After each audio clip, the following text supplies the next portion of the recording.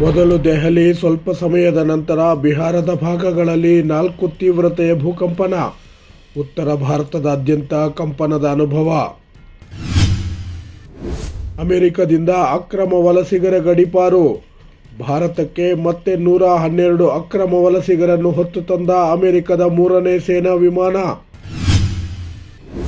ಇಸ್ರೇಲ್ನ ಎಲ್ಲ ಒತ್ತೆಯಾಳುಗಳನ್ನು ಹಿಂದಿರುಗಿಸದಿದ್ದರೆ ಗಾಜಾದಲ್ಲಿ ನರಕದ ಬಾಗಿಲು ತೆರೆಯುತ್ತದೆ.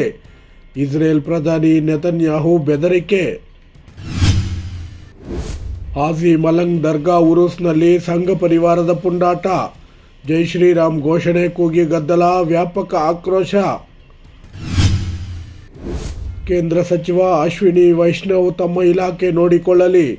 ಟನಲ್ ನಿರ್ಮಾಣ ಬೆಂಗಳೂರು ಟ್ರಾಫಿಕ್ ಸಮಸ್ಯೆಗೆ ಪರಿಹಾರವಲ್ಲ ಹೇಳಿಕೆಗೆ ಡಿಸಿಎಂ ಡಿಕೆ ಶಿವಕುಮಾರ್ ತಿರುಗೇಟು.